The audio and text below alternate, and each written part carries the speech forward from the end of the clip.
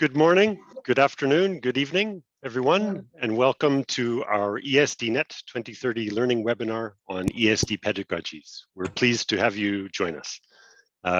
If we could remind everyone as they're joining the meeting to please turn off their microphones, so that we don't have any interruptions.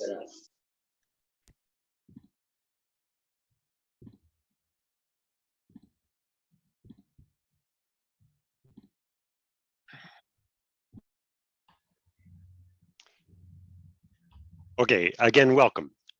My name is Mark Mans, the program specialist in the section for Education for Sustainable Development at UNESCO Paris, and I'm pleased to join you and welcome you to our ESD-Net 2030 Learning Webinar.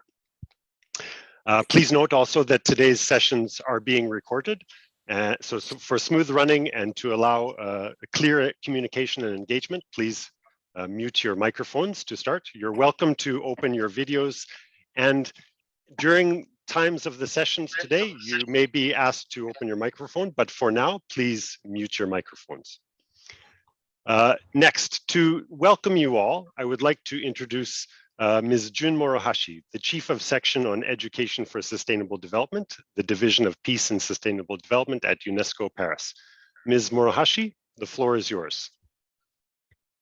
Thank you very much, Mark. Hello, everybody. Welcome to ESD-Net 2030 Learning Webinar. This is our second learning webinar following our launch webinar last October, as you may remember. This webinar is an opportunity to strengthen our network, to generate new knowledge and understanding on the latest issues and trends, and also provide peer-to-peer learning opportunities of ESD for 2030. Very quickly to remind you what is ESD-Net 2030. So this network was launched based on the successful experience with the previous Global Action Program GAP network, but also based on the lessons learned. And we would like to aim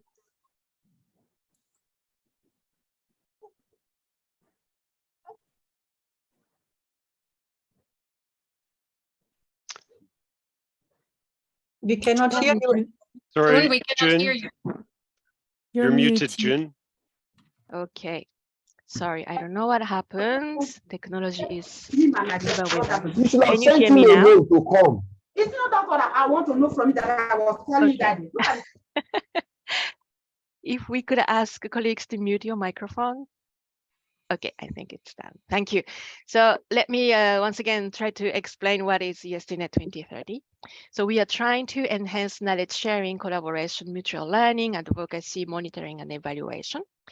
And together with this, everyone who is connected and beyond, among this very wide range of education stakeholders.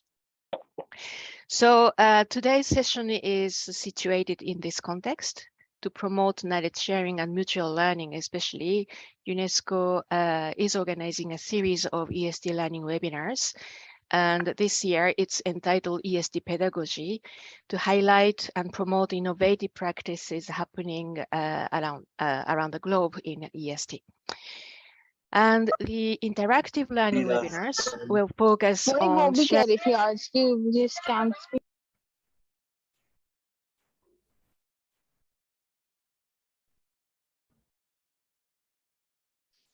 Sorry, Jun, you got muted again. Apologies, everyone. I don't know what's happening. Somebody is muting me. Yes, apologies, Jun. Apologies. Okay. No, that's okay. Sorry for the confusion. But what I would like to say is this series of learning webinars is aligned with the 5 priority areas of action, as you may remember. First one is policy. Second one is learning environment. Third one is about teachers' capacities.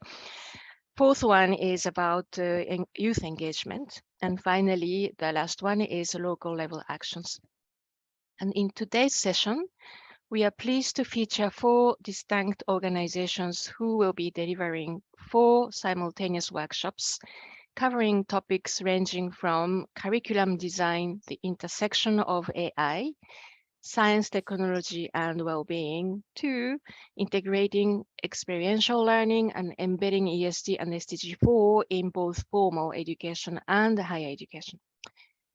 I hope that all of you who have joined us today, you will be all benefiting from the expertise and experiences presented here today, and will be able to strengthen both your knowledge and also your ability, capacities, and willingness to take action on ESD in your local context. So thank you very, very much to our facilitators today, and to all of you who have joined, and wish you a valuable learning session. Over. You perform the field. I hope this finds the people who also have a heart. Sorry, could we please ask the people to mute their microphones?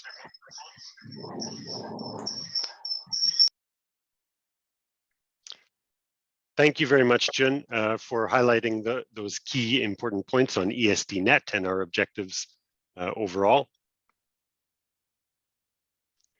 Now, please allow me to introduce you to our partners and our facilitators who will be leading you through some of the engaging activities in ESD pedagogies in the breakout sessions today. First, I'm pleased to introduce Maria Toro Troconis and Nurita Ahmed from the Association for Learning Design and Education for Sustainable Development. We have Kenneth Lim and his Disciplinary Intuitions team from Singapore's NIE.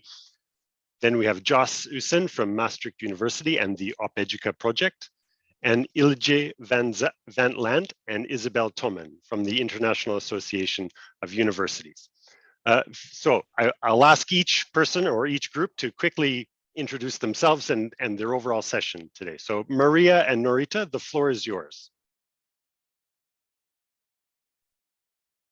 Thank you, Mark. Good morning, good afternoon to everyone. It's great to meet you all. I'm Maria Toro Troconis. I'm the founder and director of the Association for Learning Design and Education for Sustainable Development. I'm also currently working for UNICEF Office of Innovation. It's brilliant to see so many people coming from different countries, all interested in our workshop and obviously all the other workshops. In our workshop, we are going to be looking at a framework that we developed with the help from many institutions and organizations. And we look forward to working with you today. Thank you so much. See you later. Over to you, Norita. Hello. Hi, good morning, good afternoon. My name is Norita Ahmad. I am one of the directors at the Association for Learning Design and Education for Sustainable Development, or ALDES. I'm also currently working as the director at Center for Innovation in Teaching and Learning at the American University of Sharjah, where I also teach. I'm a professor of information system and analytics. I would really just grateful to be here and welcome everybody. Thank you very much, Norita and Maria. It's a pleasure to have you, and we very much look forward to your session today. Next, Kenneth Lim and your team from Disciplinary Intuitions. Kenneth, the floor is yours. Thank you, Mark. Hello, colleagues and friends from all over the world. Yeah, good evening, good morning, and good afternoon. Just a very quick word of introduction.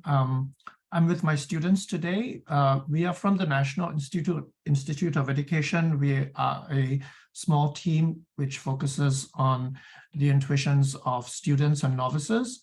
And today we're going to share some of our work in data science and AI from a maker perspective. Thank you. Thank you very much, Kenneth. Yes. It's great to see your students engaged and being part of your session. So that's very interesting in how you'll be able to present some of the learning activities that you're currently taking on. Next, Jos. The floor is yours. Everybody. Tell us about OpEduca. Thank you, Mark. It's good to be here. Greetings to all of you around the globe. I hope to today take you on a journey envisioning a holistic and very practical approach to ESD. Presently, I lecture climate change, sustainable development, and transdisciplinary education at Maastricht University. And I originated 20 years ago already a vision that I hope is still most human, not one about ESD competences, whole school approaches, and about problems, but I think one of hope, a joint progress to well-being for all. And it may I hope, include all you wish for in ESD. So what I'm going to share with you is not born in the halls of academia. It's not commanded by the ivory towers of policy and politics, but it's one that rose from the fields of practice. It's created by people in culture and welfare, artists and youth workers, teachers, entrepreneurs, parents, and above all, students. So I bid you welcome. I hope we can critically look at this, join and learn together, and to the many out there in a very special month, I say Ramadan Mubarak. Thank you very much. Thank you very much, Joss. Pleasure to have you with us as well. Looking forward to our session. And lastly, from IAU, Iliji and Isabel, the floor is yours. Thank you very much. I'm very pleased to be here with this esteemed group. Very impressed by the turn up also of participants from all around the world. I always find it funny to look at the countries and places of origin of the participants, and I counted for our session some 143 people who registered from 50 countries from the 5 continents, which is really impressive and very diverse. And I hope we will be able to spark a very constructive conversation about a topic that is has been on the agendas for a long time, but still not implemented fully in universities, i.e.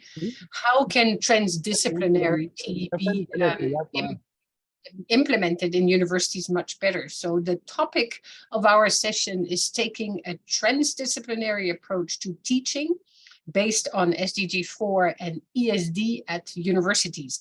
And we've invited 4 speakers, Chuck Hopkins from UNESCO CHair York University in Canada, and also the lead on SDG 4, quality education in the IAU Global Cluster on HESD. Toshiya Aramaki, who's the Deputy Director at SDGs Promotion Center at Toyo University in Japan. Rosie Latchford, who's a student from the Students Organizing for Sustainability in the UK. And Daiva Penkauskiene from Nicolas Ramirez University, where she's Associate Professor at the Faculty of Human and Social Studies and the Institute of Educational Science and Social Work in Lithuania. So we have brought together these different perspectives, and we hope that we can make the case for further engagement with transdisciplinarity, especially when it comes to teaching and learning at the level of universities. Isabel, can you take the floor as well? Thank you so much, and hello everyone and welcome, and we look forward to welcoming you also in our session on the role of higher education in ESD, and to hear from our experts and you in a bit later. I think I will give it back to UNESCO. Much Iliji and Isabel, it's great to have you and your entire team that you'll have speaking with you in your session. So pleasure to have you, to have all of you joining us, the four organizations and all their participants and speakers, and we're very well. As Iliji mentioned, we're pleased with the turnout so far. We have almost 200 people joining us now, so there should be some very interesting discussions. I just want to note, please do, yes, people are introducing themselves in the chat, so please do feel free to introduce yourselves in the chat. When we break out into the breakout sessions in just a moment, hopefully there'll be smaller groups and you'll be able to engage with some of the different people in the sessions more freely. But please do use the chat to ask questions or to communicate with other participants in the session. So just to remind you now, we're going to be sending you off to the different rooms in just one moment. Each session will be 90 minutes, so the facilitators will have 90 minutes. We'll send a reminder through to everyone when there's about 15 minutes left or 5 minutes left or so on, just to make sure everybody's on track. And then we'll try to bring everybody back for one final round from each of the organizations, or maybe they'll ask one of their participants to step in and say something. So thank you. Just a reminder, if everybody can mute their microphones. Thank you. So with that, you should be automatically directed to the breakout session of your choice when you registered. We'll be monitoring on the back end, so if anybody does get lost, we'll try and help you out. But we wish you all a very productive and interesting breakout session. Thank you once again, and we'll see you all in about 90 minutes. Good luck.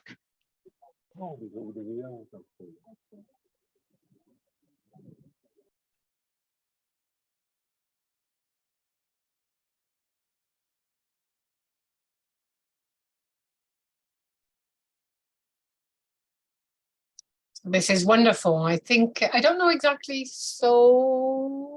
how this works when it comes to allocating people to breakout sessions. But if everybody comes as planned, then we will have a full house, as in DICE. But let's see. I really look forward to a very constructive conversation. And I already thank the great speakers who have committed to being with us here to join us. Is it possible to ask for full screen for the presentation? Yes, thank you so much.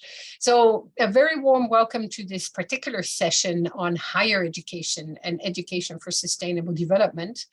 And a particular session where we would really like to focus on the opportunities offered by transdisciplinarity as an approach to teach based on SDG 4 and the ESD dynamics at universities. So transdisciplinarity, something that when I was still a professor of comparative literature, I was dreaming about, but which was not accepted yet in universities. That's some 10 years ago.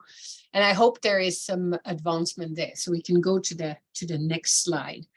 So we will be looking here at the, can somebody push the slides, or should I do it from my end? Is it you, Isabel, who's helping with the slides? Okay, so the structure here is really one of engagement. So we will have a short poll first where the participants will be invited to spell out what they expect from this session, so that the speakers who have prepared for this session can still also reorient a little bit what they've promised to speak to, and also see if we can engage fully with your expectations. Then I will present the structure of the session with the major points where we would like to focus, and introduce a little bit where we come from, also as an international association of universities for those who do not know. So there will be a poll at the beginning, there will be another one towards the end, and towards the end I will also try and summarize the main points of the discussions, and will be as inclusive as possible of the different viewpoints from around the world. We will return into the main room at 2:45, so we better get going, because I'm sure there is a lot that we want to hear and learn from. So we can go to the next slide.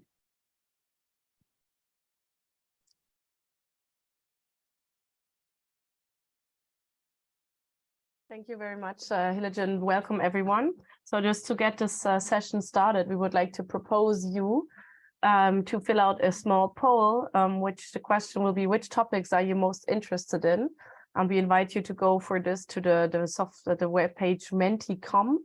So you can type in www.menti.com in your browser, or you can also, if you have your phone at hand, you can just scan this QR code, then you will also land on the page for the poll.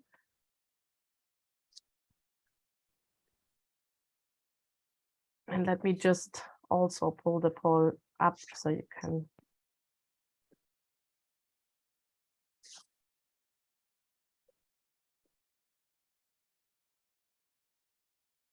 So the aim here is to really better understand what you're expecting when it comes to this session, because there are many voices that will come in, but it would be good for us to also have an opportunity to hear what you would wish this conversation to include.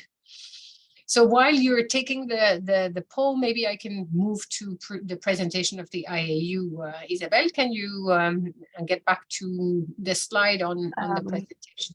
Who's pushing the presentation here? Are you in the lead, Isabel? Yes, but I cannot do the poll and the presentation at the same time. Good. Unfortunately, that's not possible. So if we invite people to take the poll now, they can see it. Okay. I might put it as well in the chat quickly so people can go directly. Just to get a bit of an idea, I see that some people are already taking the poll, so you would now be able to see student engagement. Well, maybe we can get a few more responses in on that one.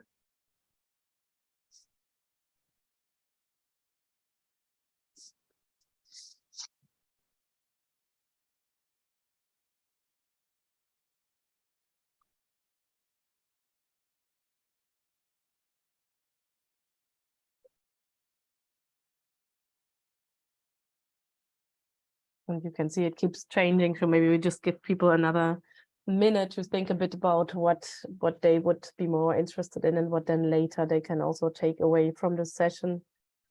One would be more on the curricular side, the other one would be more on specific key competencies and skills, projects to engage, how to take a strategy with the whole institution approach, or maybe also what I would assume that many of you are interested in all of these or in a few of these.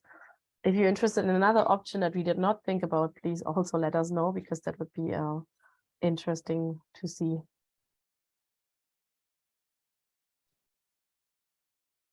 Okay.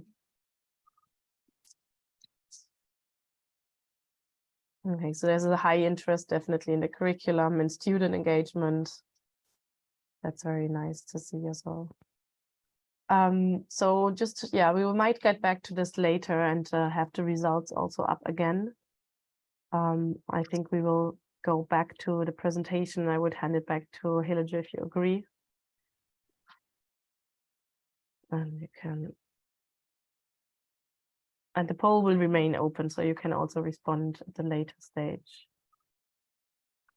So thank you very much. Just very briefly, in a few minutes, where do we speak from, and why did we as an international association of universities suggest to offer this particular session in the context of the ESD-Net 2030? I use the global voice of higher education. We reach out to 20,000 higher education institutions around the world through the IAU UNESCO World Higher Education Database, also known as WED. You can type it in, wed.net, and you will land on a page where you should see your university appear and see also how the higher education systems are mapped and connected. This database allows us to reach out to universities around the world and to also understand where they engage with SD. The IAU itself was created by UNESCO in 1950, and for over the last 30 years, ever since the Brundtland report was published towards the end of the 80s, the IAU has fostered a lot of strong attention of the leadership of higher education institutions for strong engagement with SD. And we've moved gradually into the institutions much more, working with expert groups, working with UNESCO chairs, working with colleagues from all around the world to actually really foster and transformation through education for sustainable development. Next, please. 4 of the strategic areas of work of the IAU are leading globally engaged universities, internationalization, higher education research for sustainable development, and the digital transformation of higher education. But how we do this, we have a vision for higher education to be connected globally, from one continent to the next, from one institution to the next, from one country to the next. And we wish for these voices to be heard very strongly in order to also influence the transformation of the sector, in order for it to better respond, in particular, to the expectations of the students who are the citizens of the world and will help transform our actions and footprints and activities in order for our world to transform for the better and become more sustainable. So we have developed the IAU into a think tank and a forum for the development of new approaches, for sharing best practices, for undertaking joint action, and for encouraging these across borders. And so we're very pleased to welcome 4 speakers that will actually address these topics in practice and will show how education can make the difference. The background to all this is the academic values that you see on the screen.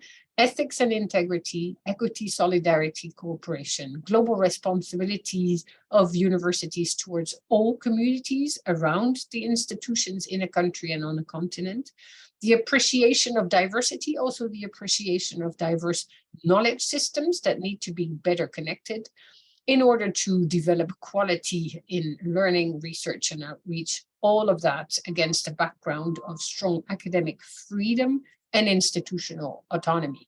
So the aim is to contribute in the end to peace and human development and to foster SD. We can go to the next slide, please.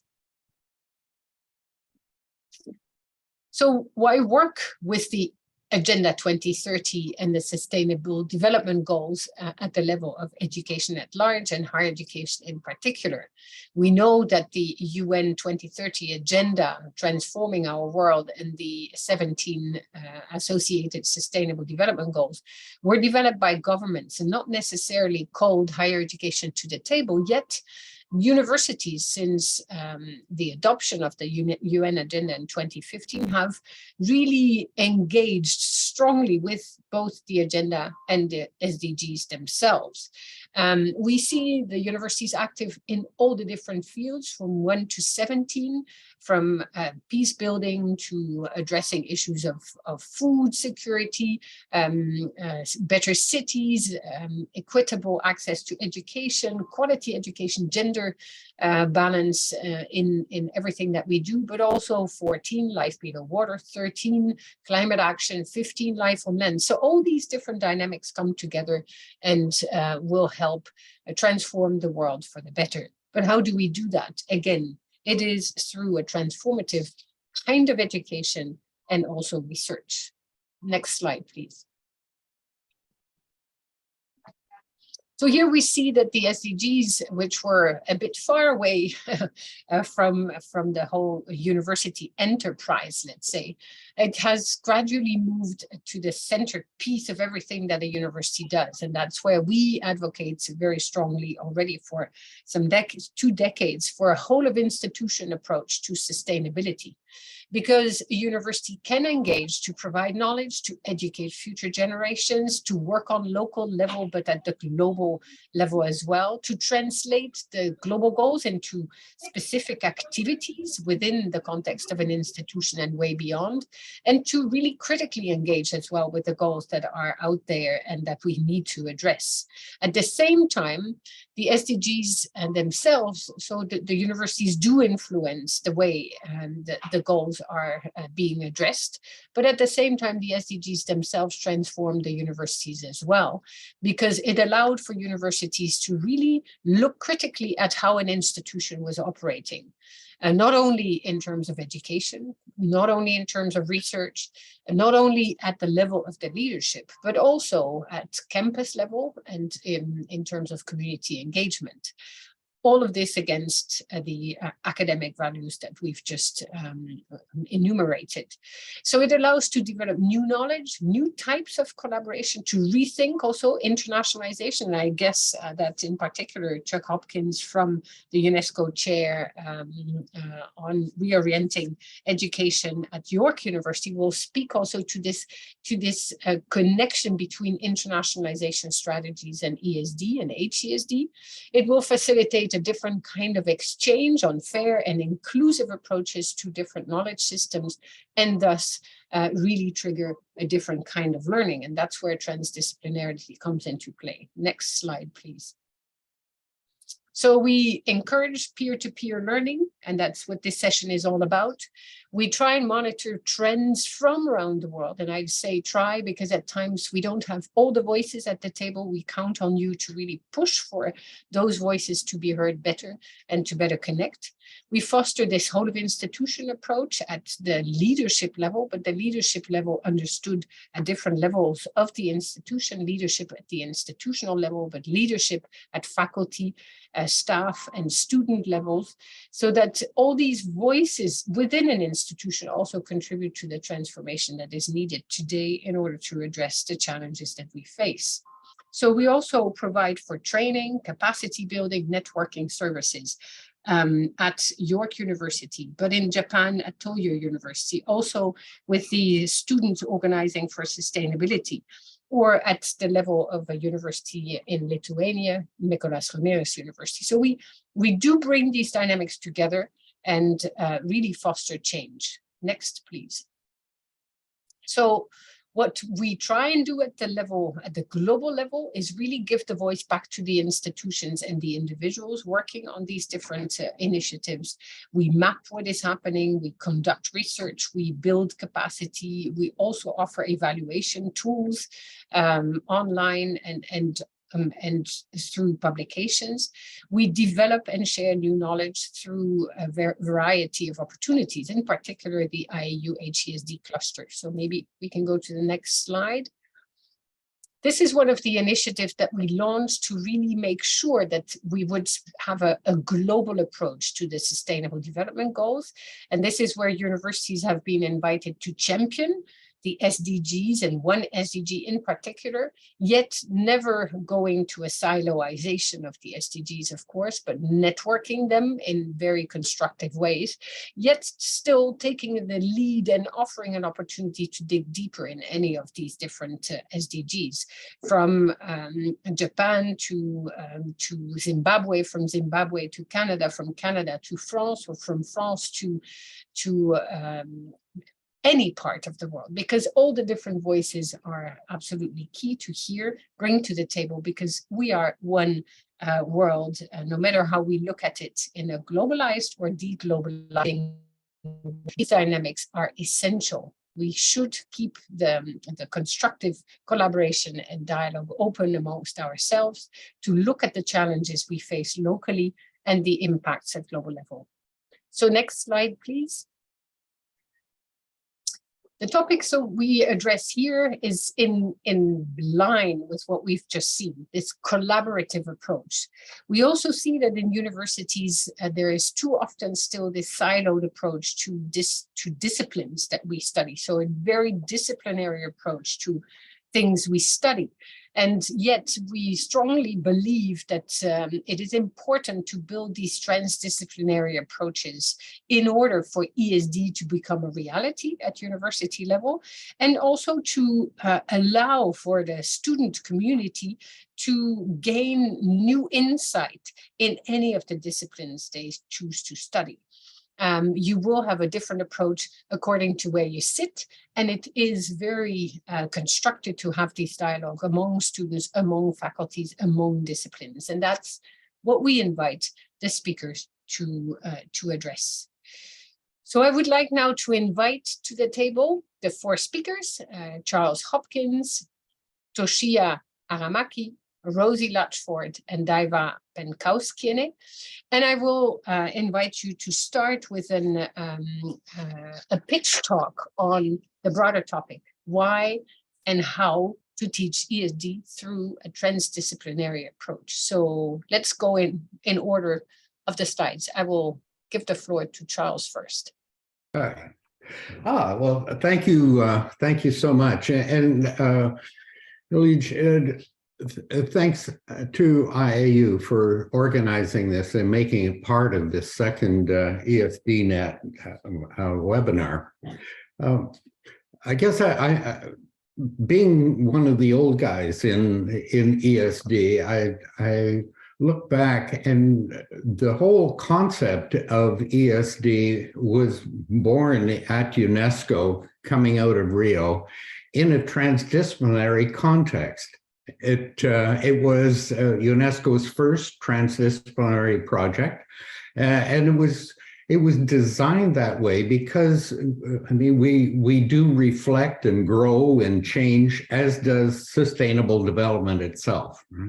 So, and sustainable development being lodged and embedded in society, it was thought that what we have to do is reflect society, not just reflect education. Right? It had to be complex, it had to be relevant, had to be meaningful.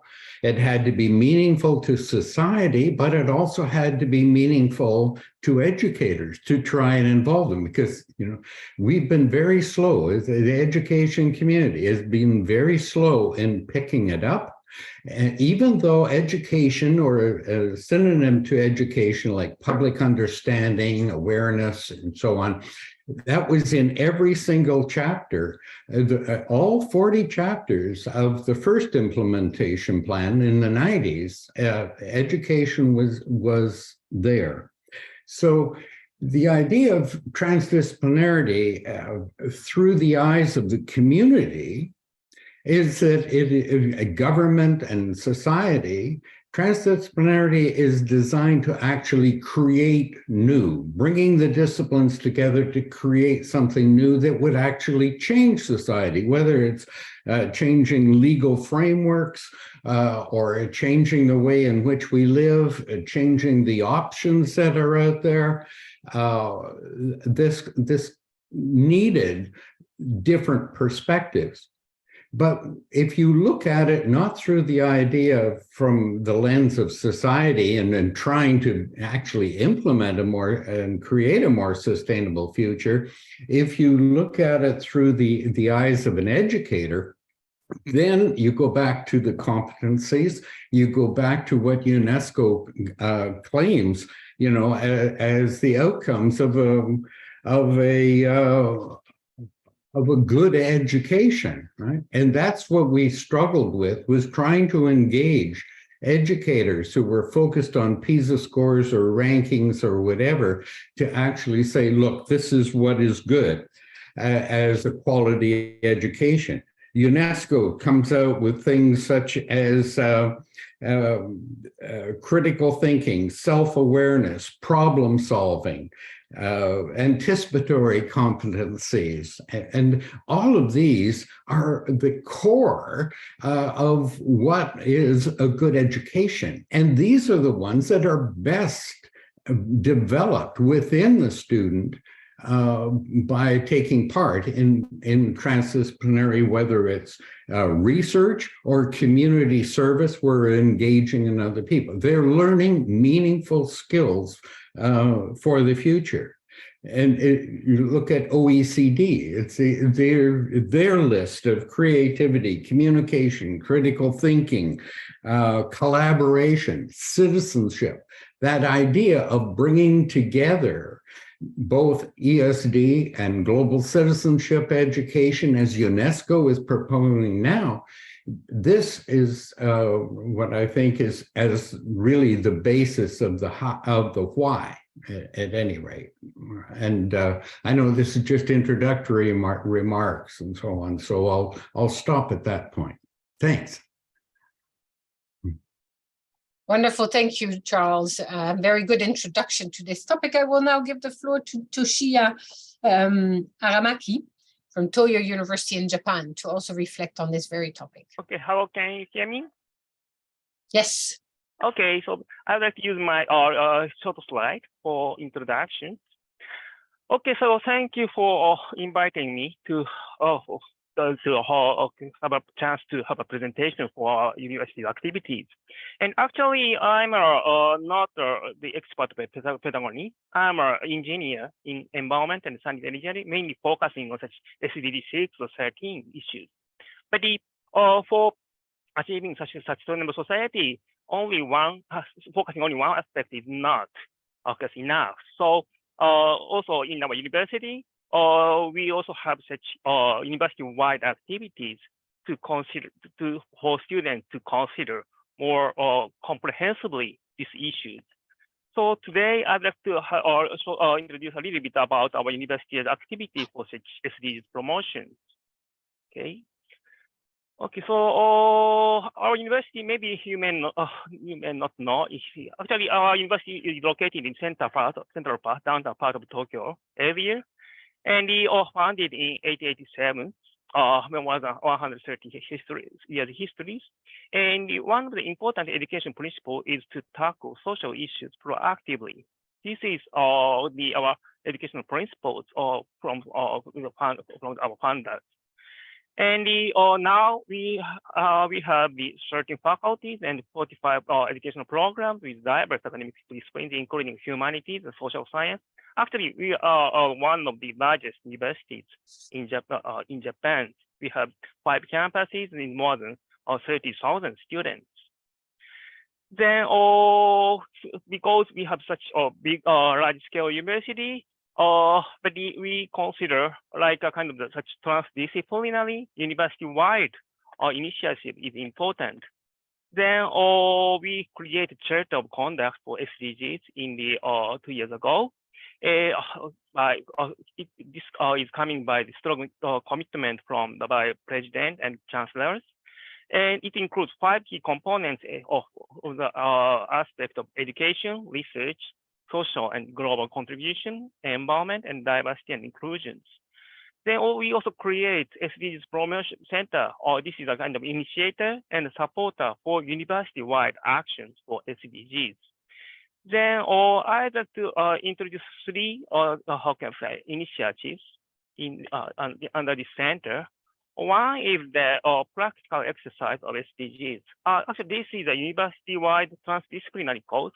That means that all students can take this course and add it to their graduation credits. And because we have 5 campuses, this course is related by high-flex style for students.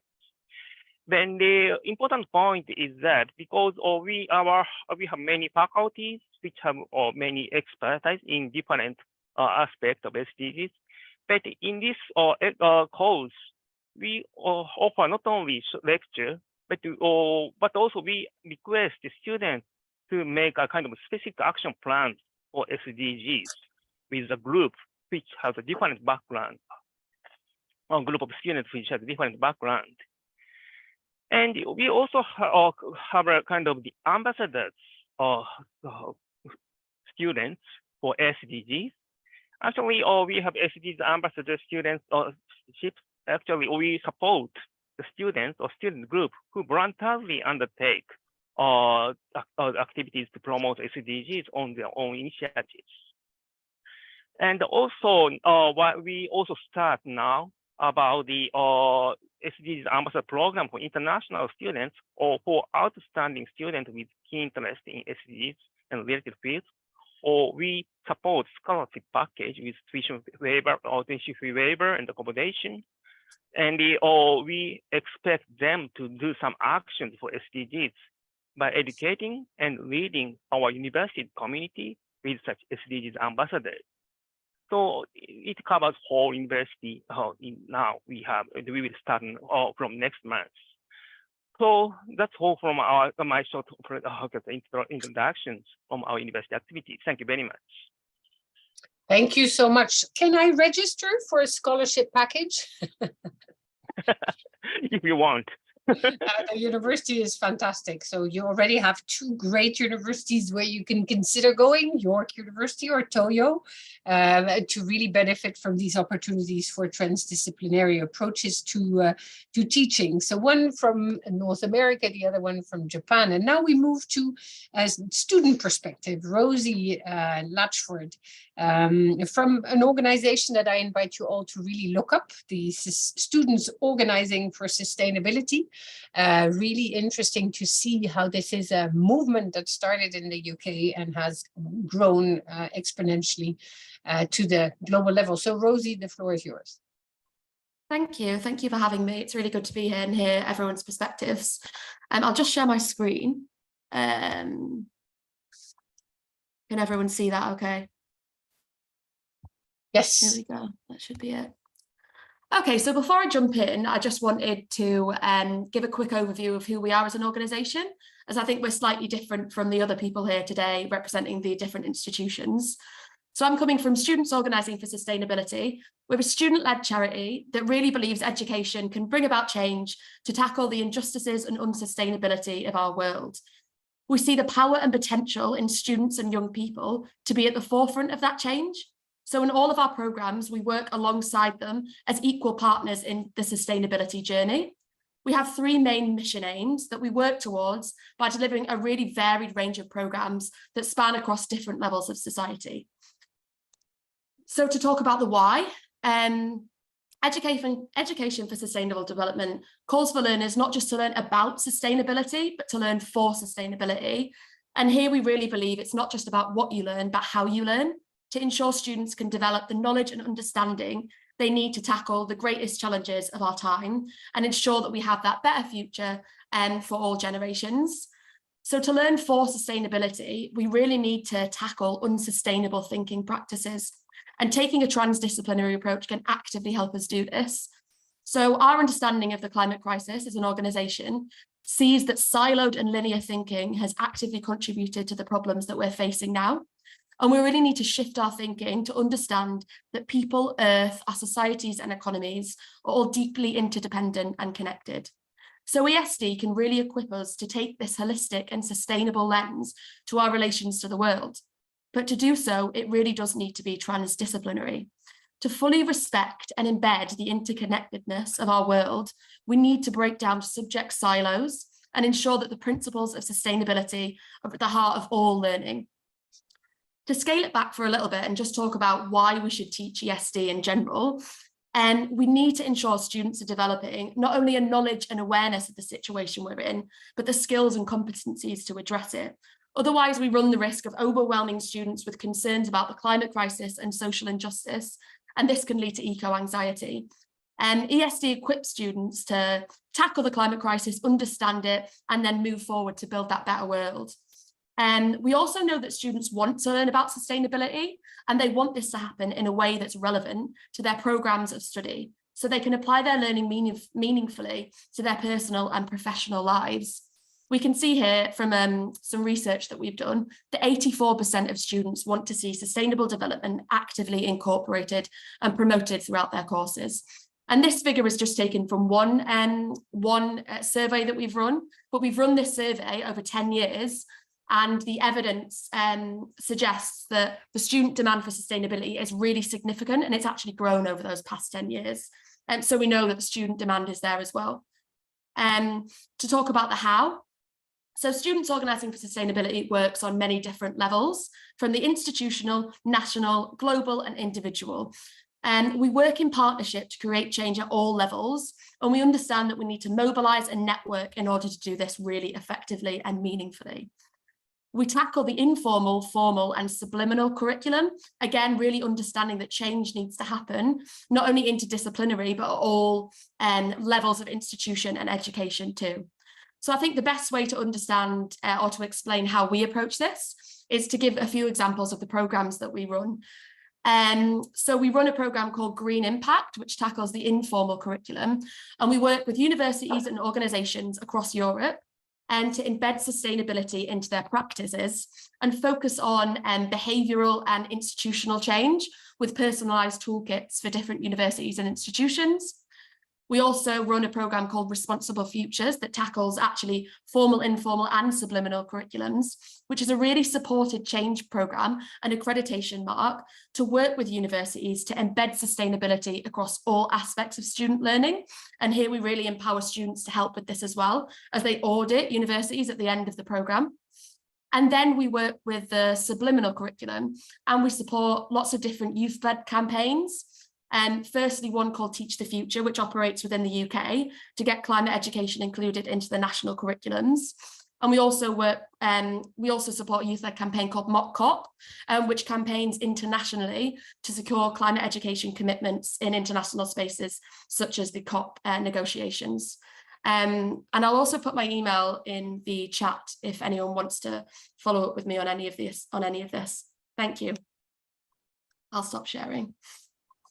Thank you very much, Rosie. This is really very interesting because many people ask and get in touch with Isabelle Thoman or myself to understand how students can engage in a meaningful way, but also in a concerted way so that it's not isolated issues or that they can work on, but to really join a movement and learn also how to do this better. So thank you. There will be many questions about this, I'm sure. So Daiva Penkowski, I would like to give you the floor. You're Associate Professor at the Faculty of Human and Social Studies, the Institute of Educational Science and Social Work at Nicolas Romeros University.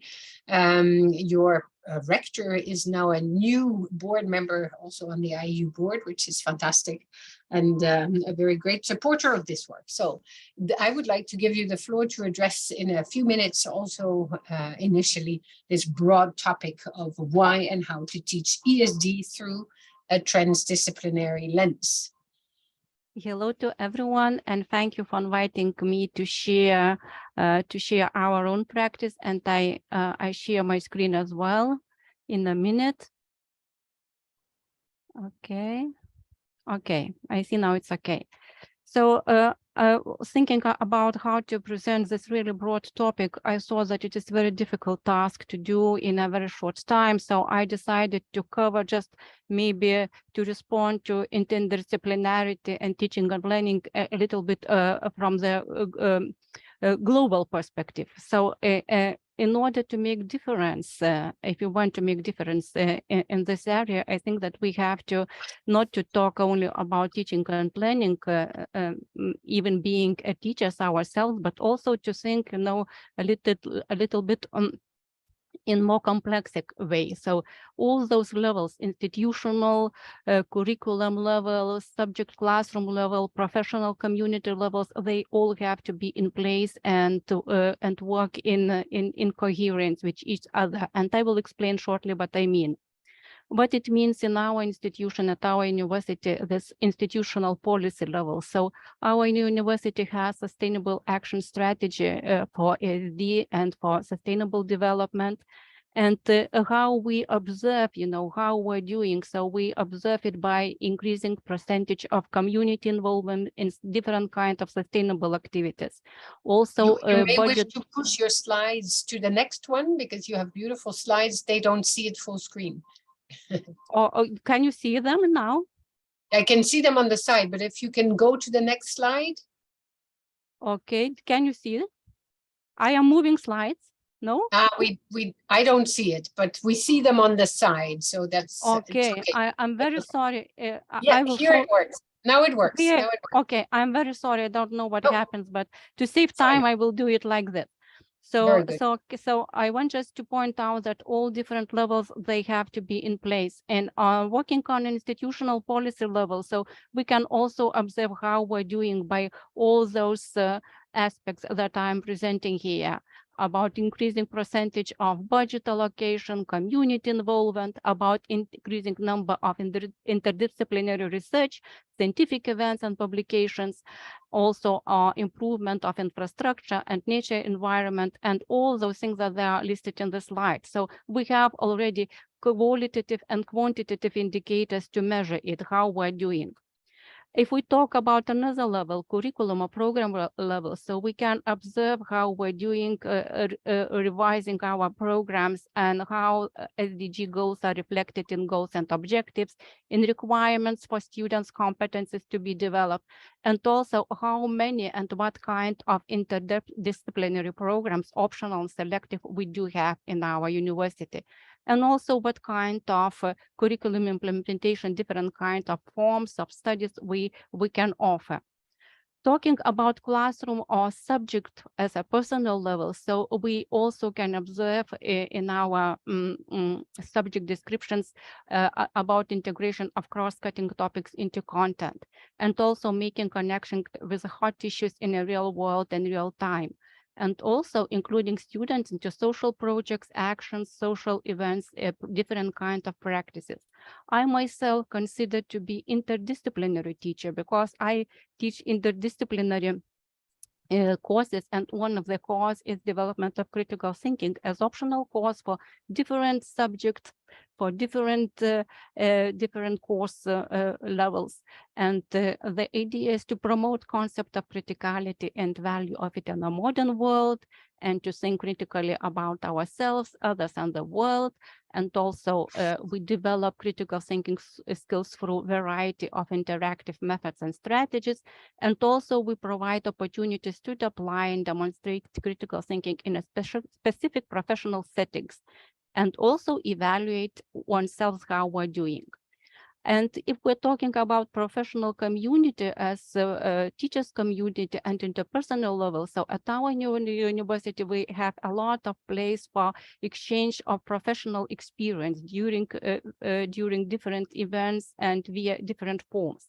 We also practice mutual learning activities, workshops, seminars, and training to each other. I myself also have courses for my colleagues, for university teachers, small courses to introduce how I teach, how I do, how I promote all those things that I'm talking about.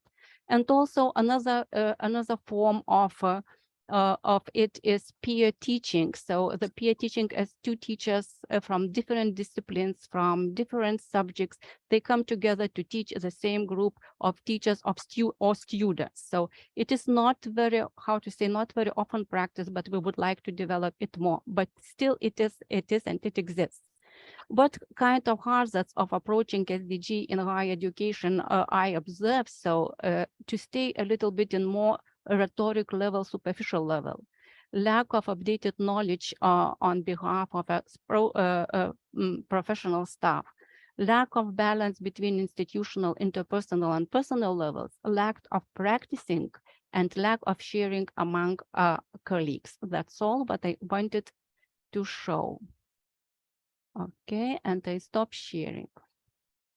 Excellent. Thank you so much to all four speakers. I think you've touched on actually the broader topic, but also the underlying questions. You showed how inter and transdisciplinarity offer new opportunities for ESD. You also provided some insight into the challenges, but that's a point where I would like to actually get back to. And also which are the obstacles that you saw, but also the opportunities on how to move on that. When I look at what you have presented, Chuck, you've also given a historical perspective on this movement on transdisciplinarity. Everybody has made the case for the importance of such an approach, and yet it is not something that is globally accepted. Could you elaborate a bit on that? And from where you sit, you've been traveling the world, you've advocated for this transformative approach to education in order to really trigger quality education. You've really insisted on the importance of developing this critical thinking, and it's beautiful to see that this comes back in the presentation from Daiva. Can you maybe try and explain why transdisciplinarity still is not a movement that is embraced globally? Are you referring to me, Kelly? Yeah. Yeah. Referring to me? Yeah, it's for you, Charles, yes. Sorry. There's just not an easy flow between government and higher education. And I think the blame can go on both sides. Higher education we are into education, not in indoctrination. So there is that questioning of are we simply implementers of sustainable development? Or where does academic freedom, where does criticism, critical thinking fit into it? So there isn't a sort of an easy pathway, nor does the government really take advantage of who we are. I mean, we have a responsibility. We have academic freedom. We can be the think tank. We do have the respect of the general public, etc. We have some of the brightest minds, not only in the country, but linked all around the world where we could be doing it. Yet the structure really isn't there. The second big thing is trying to comprehend what is sustainable development. And so how does education sort of work on it? How are structures organized in disciplinary ways in our universities? That's just one of the problems. The thing of trying to co-publish with someone in another discipline really doesn't help you. Promotion procedures. You know, and now with COVID, with people not even showing up on campus most of the time, you know, come in, teach your lesson and go, the structures just really are not there. So we have to rethink that. The idea of who takes a lead? How do we fund transdisciplinary projects? Because even the research funding really isn't set up for that. So somehow I think the clarity of what higher education can do, and I know you've been struggling with this for 20 years at IAU, trying to bring this message forward, always trying to link through UNESCO and beyond, you know, institutionally as IAU, trying to engage and promote what we can do, and at the same time trying to get universities to step up, to bring about this change. And I'll close just with saying, at our own university at York, we are trying to take on the whole institution approach, not just the teaching and the research and community service, but the way in which we operate, trying to change the whole culture of the institution. And if we have time later on, I can talk about how it is working in our internationalization programs and so on. So what this has done, it's questioning the purpose of higher education in parallel with UNESCO's questioning the purpose of education, which UNESCO does every 25 years or so. And that, I think, is one of the great benefits of moving down this path of how can a university really become engaged in a meaningful way, improve the education of our students, which is our responsibility, and at the same time contribute to society. Thanks. Yes, thank you. Yeah, really. So there's a lot to be done still. There's still many barriers. We have to break them down. Not easy, because they're really nailed to the wall. They're very strong, these barriers, but they can be challenged. And I think Catherine Cole just put also in the chat. The chat is, by the way, extremely rich, so I invite everybody to go look what's there. But Catherine Cole just mentioned and shared a link to the Futures of Education initiative at UNESCO, to a report that I invite all of you to read, because it is very inspirational and has many of these conversations embedded. Once in the 25 years, you say, Charles, a bit more often, luckily.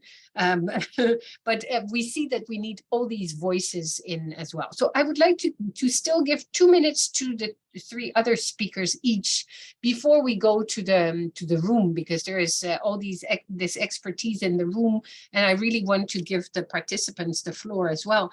Toshia, you had something that really I put a question mark here, a very interesting complex. What is a high flex style of study for students?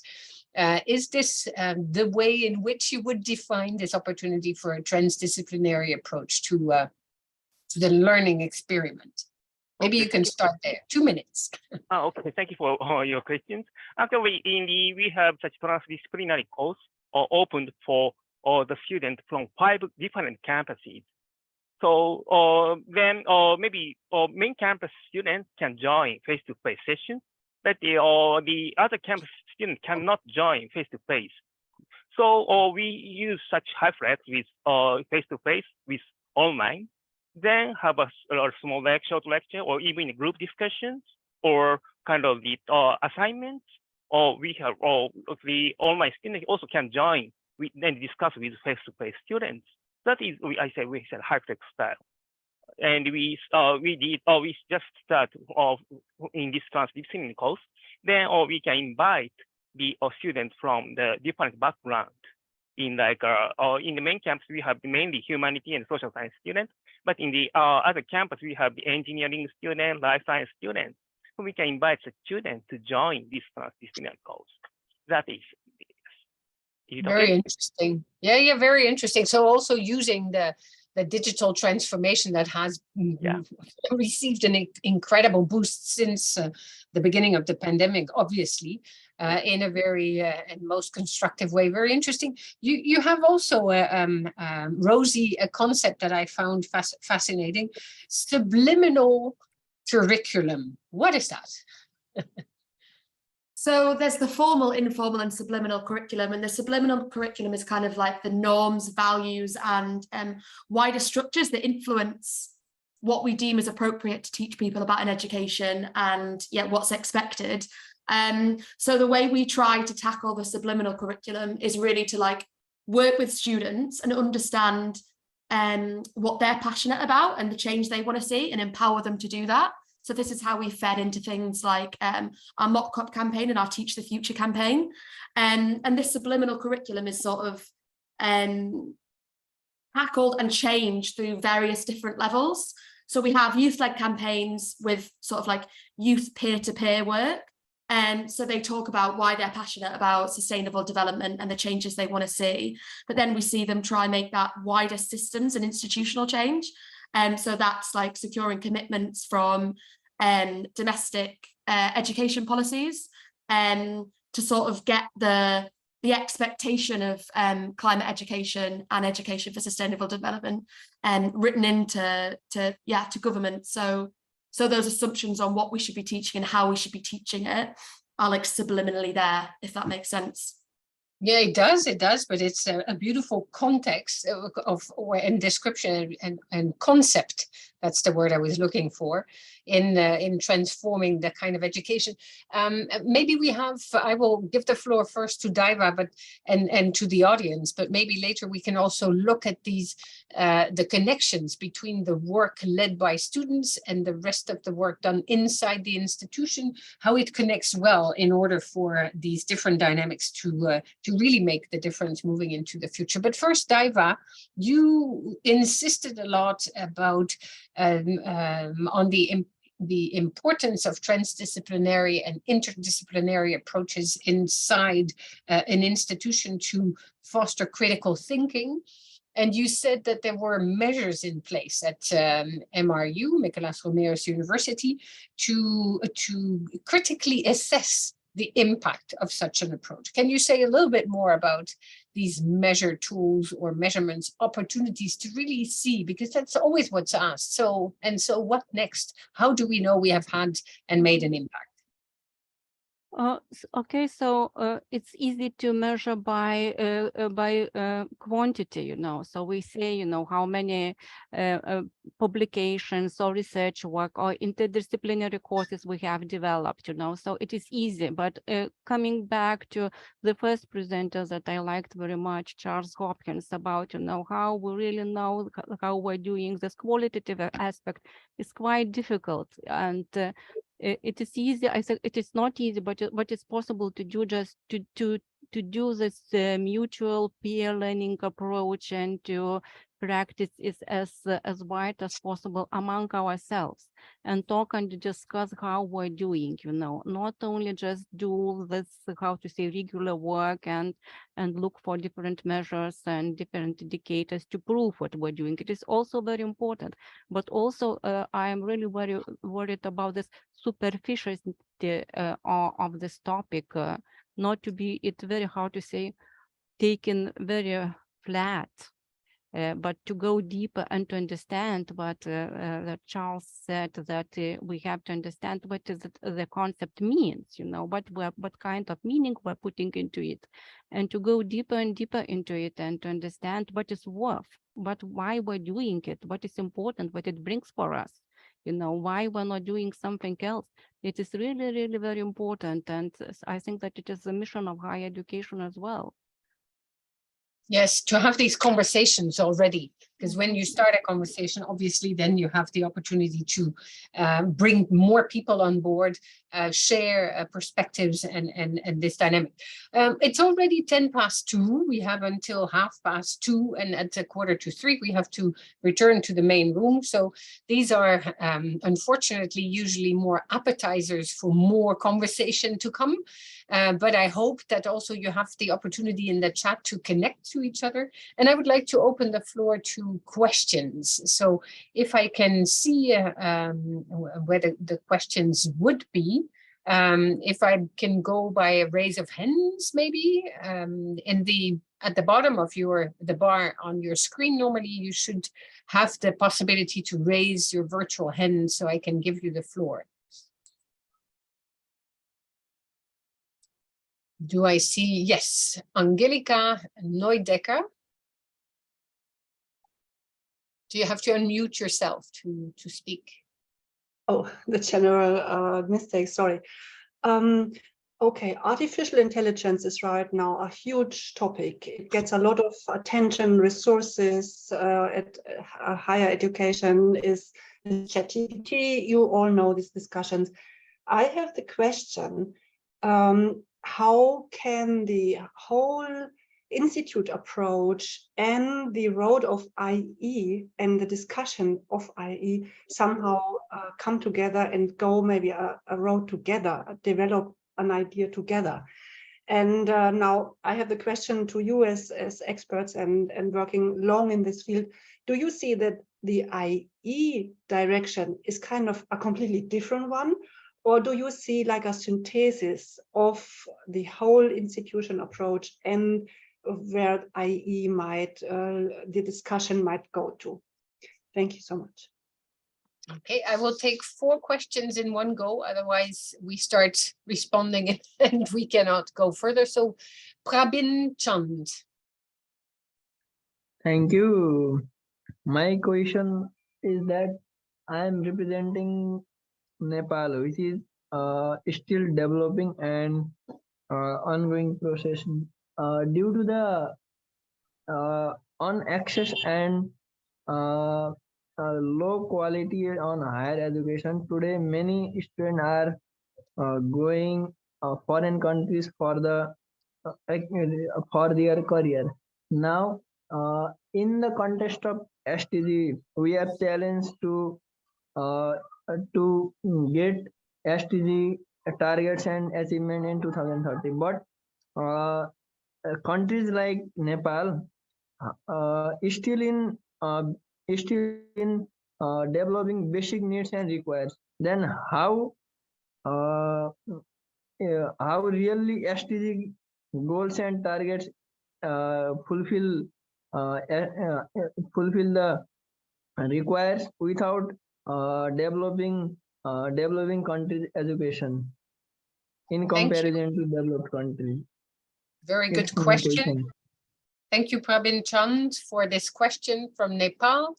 I will take 2 other questions before I give the floor to the speakers. So there was a question on AI and ESD and the link between the two, and a question about what do we do with the difference of opportunities to engage actually with the SDGs, and how do we bring all the voices on board. I do not see a burning question on the screen. I will give the floor then to Daiva, maybe to start. If you have something you would like to say about those 2 questions, or only one of them. 1 minute. I have nothing to say about artificial intelligence because we are not using it right now, and we are just discussing, it is under discussion, how we can do it purposefully.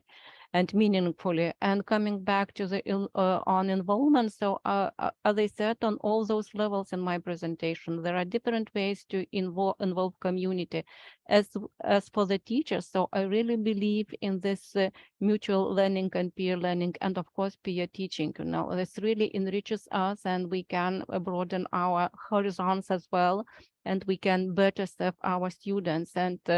And also I really believe in very in big cooperation possibilities in different formal, non-formal, and formal activities together with students, participating, let's say, in the same projects, participating, involving them in the research, you know, as we are already doing, you know, and learning and teaching and learning in the different ways and forms. So our institution gives such possibility.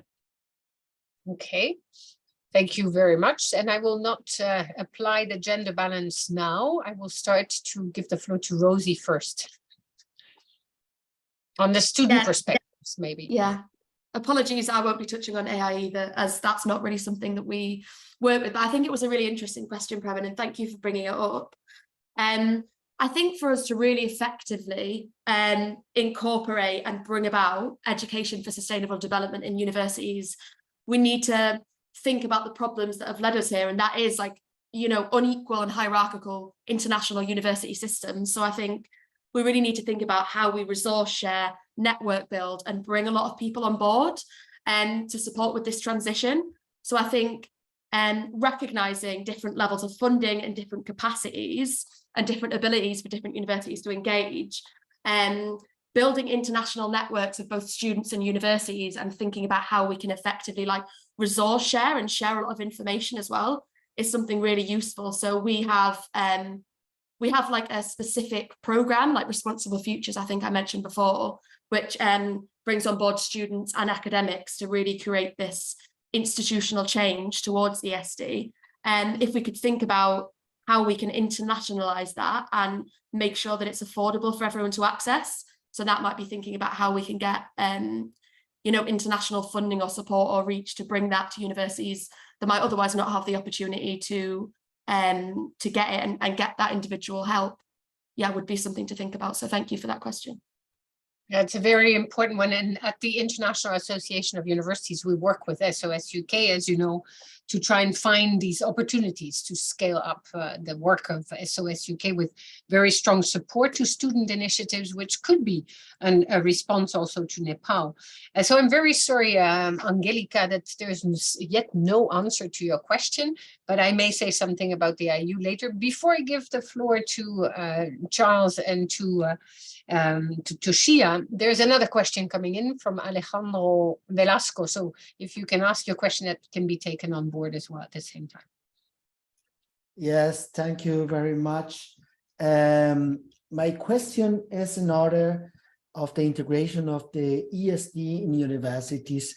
And in my perspective, at least in the context of Latin American universities, there is a competition between the commitment of the universities to contribute to the SDGs and the integration of the ESD, because they had an agenda for a couple of years ago, and now to change a new agenda to integrate ESD even is recognized as a dynamizer, facilitator of the driver to challenge the older SDGs is a problem that are struggle now the universities. And my question is how to deal with this competition between SDGs and ESD.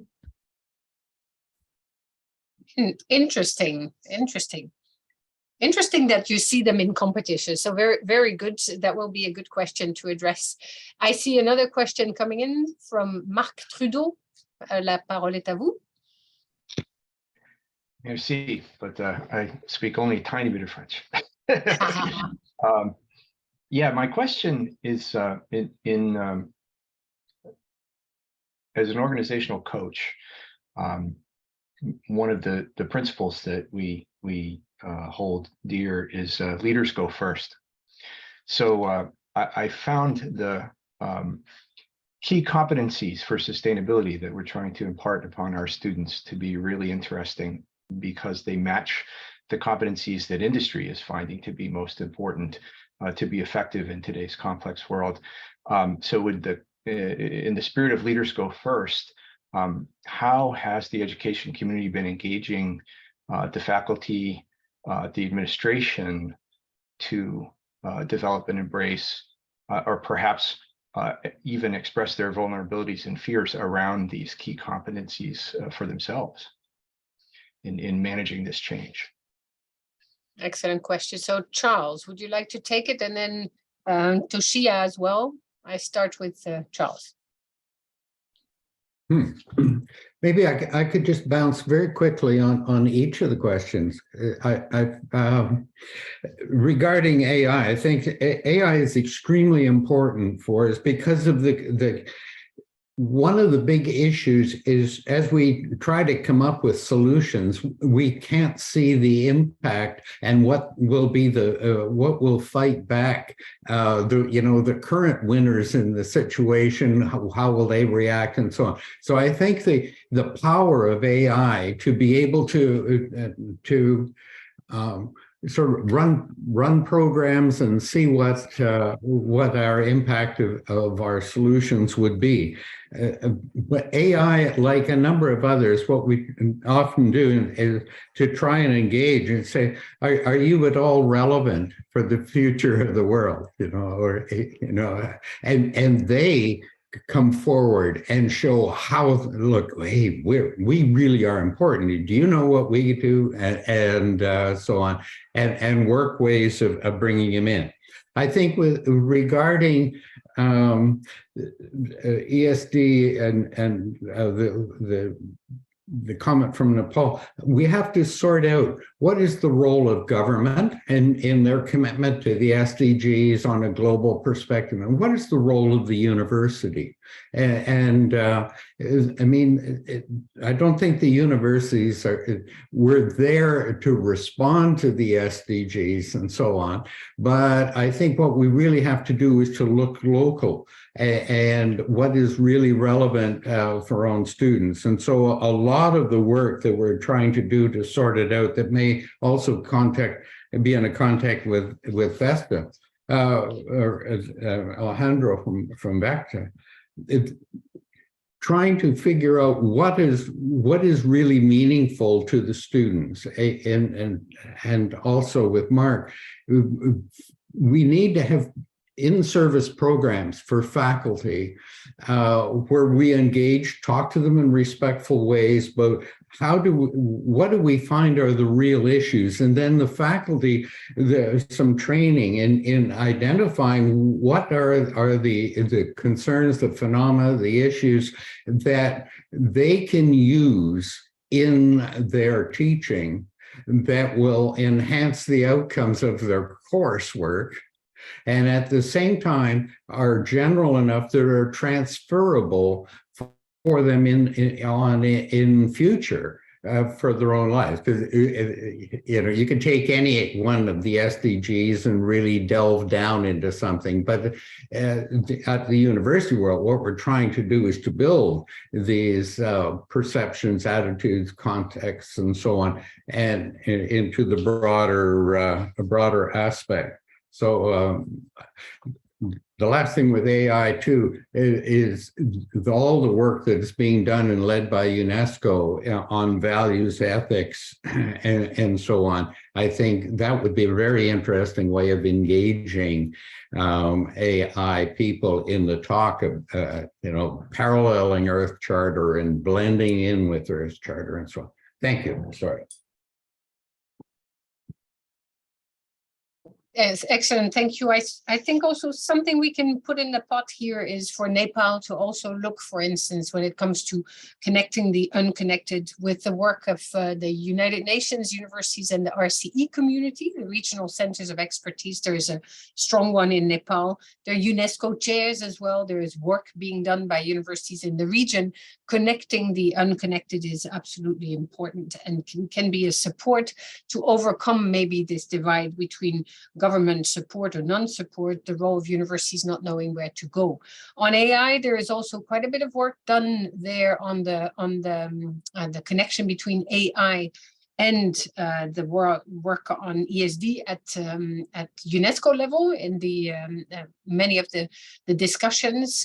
Similarly, at the IAU, we have a working group working on the support mechanisms provided by artificial intelligence to address any of the issues in higher education, in particular also in support of a stronger engagement with the SDGs. So we may have a follow-up conversation on that. The topic that Marc Trudeau brought to the table as well is these key competencies that are required and how to then train, if I understood your question correctly, train the faculty, the administration, the leadership into these new competencies that are required. There's quite a bit of work being done on capacity building, but something that sometimes is still too expensive to actually be able to benefit from. So it will be interesting maybe also there in a follow-up conversation to look at these organization coaches and what they can support this mechanism with, because there is a high demand for training, retraining, scaling up the activities. Sophia, how would you like to respond to these diverse questions, and which one would you like to pick? Okay, I would like to add two inputs for these questions. First one is about the questions from Nepal. Actually, I have experienced work in the Southeast Asian universities. Then at the time, I feel that in these, not only faculty, but also students have much more interest to learn about the subjects which directly link to their future jobs. Then they don't want to learn about such general knowledge or general, how can I say, like liberal arts issues. But actually, for considering such ESD or SDGs issues, such liberal education is much more important, I feel. So maybe for include, how can I say, extending such or maybe liberal arts or curriculum, including ESD or SDG issues, maybe university or institutional-wide approach is important, I feel, even in such developing countries. That is one input. And another input is about the ESD competition issues.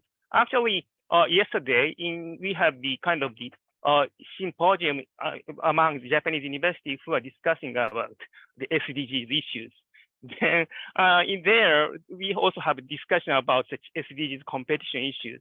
Then one of the, how can I say, claim is that because each institute or university has different characteristics, or even each region have different characteristics.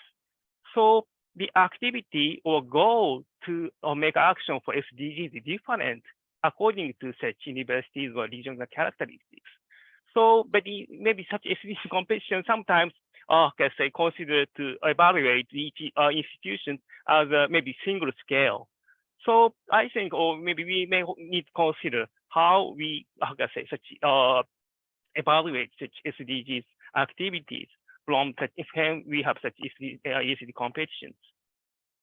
Okay, thank you for it. That's the input from me.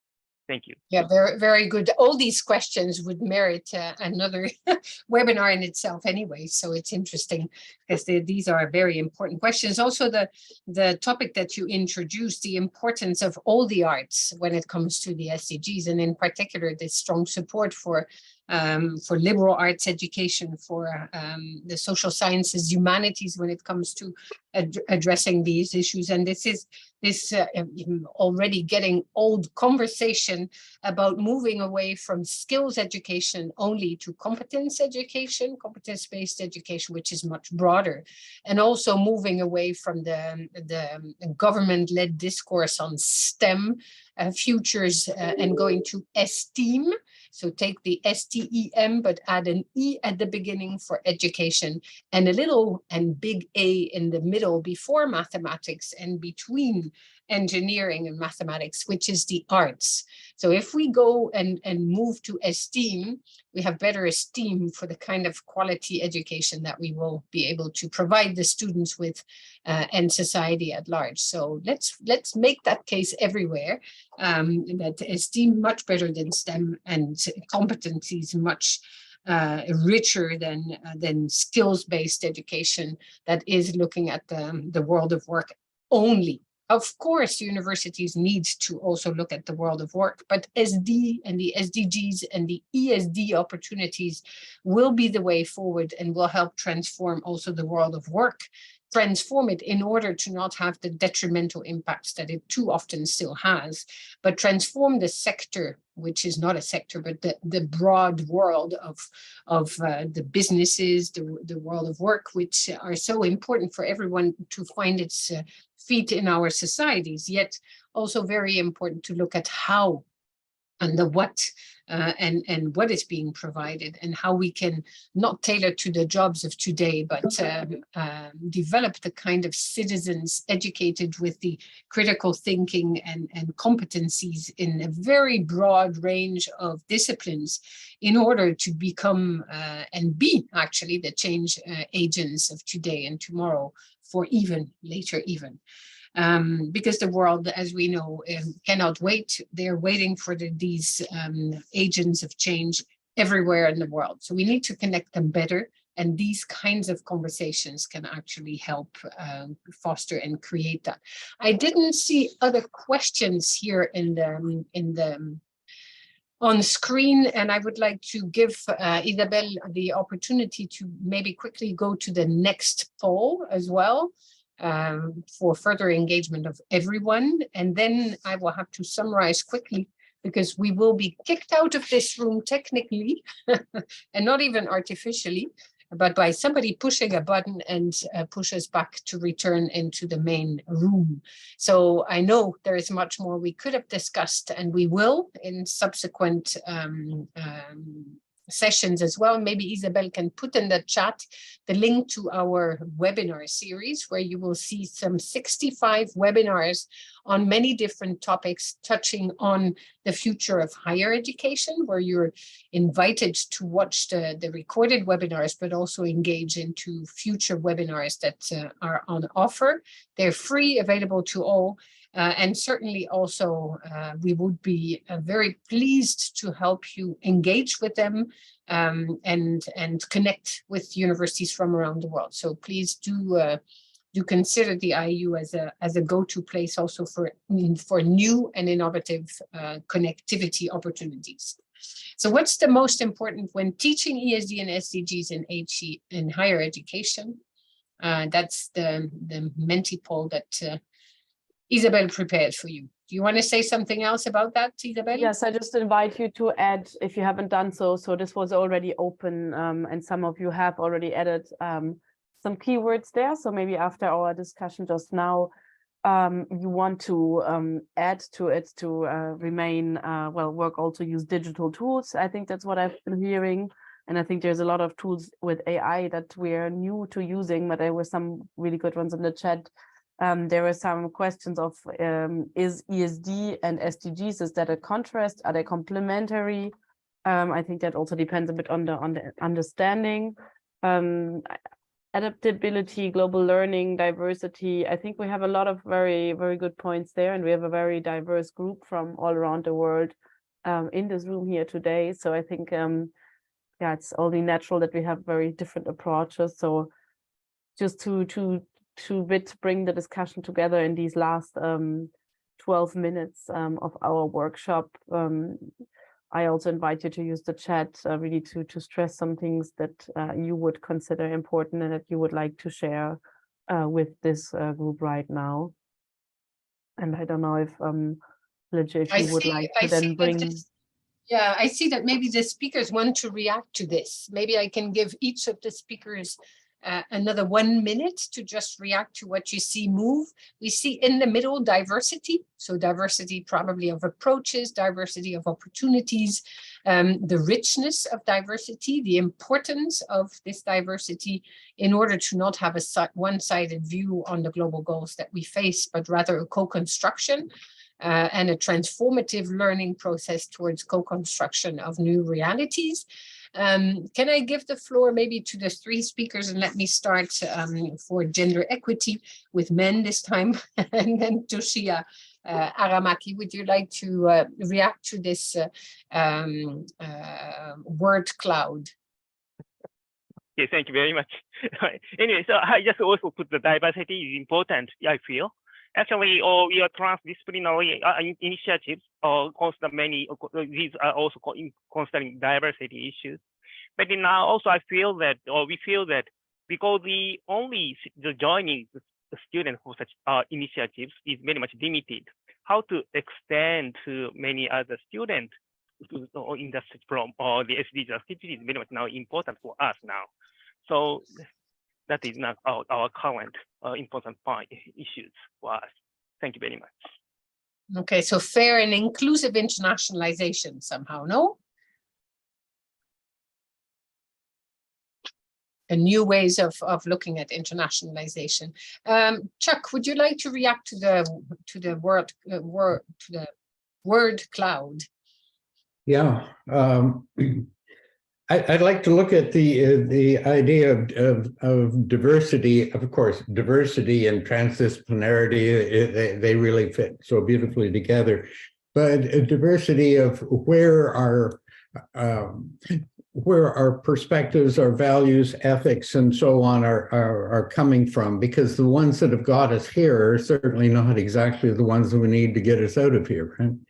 And but a diversity as to where insight should come from. And I love the idea of the ecological handprint, I think, because it also brings in hope.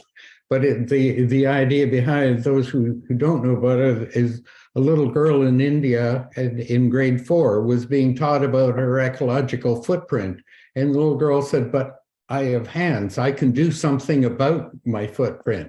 And so the teacher recognized the power of the analogy, went to a large non-government organization, the Center for Environmental Education in India, who took the idea, built on it, went and worked with their Ministry of Environment, and now this idea of their ecological handprint being that positive idea that people are working on, and the idea that came from a little girl in grade 4, whereas the ecological handprint came from the Dr. Bill Rees at the University of British Columbia. Both ends, but working together in unity. So the diversity of where the ideas come from is so important, and the diversity of linking together and working together, otherwise the handprint would never have moved forward. Thanks. Okay, thank you. Then maybe Rosie, you want to react also to the word cloud? Yeah, I think the word cloud really nicely reflects everything we've discussed here, and almost the exciting and hopeful challenge of really transforming the way we understand the purpose of education and the product of it, and what it's about and what it's meant to equip us to do. And I think it's really nice that there's like talk about like climate justice and collaboration, and this is a project that everyone is going to learn and take on together, and it has the power to be a really hopeful and exciting opportunity to help make that really positive impact in the world, and face the challenges that we face. Yeah, I think you made that point several times, and you're right to do so. this positivity that we have to reintroduce, because a speaker on another webinar recently said that she had been living with anxiety for over 30 years, being educated in a system where only challenges were always highlighted and less so the opportunities.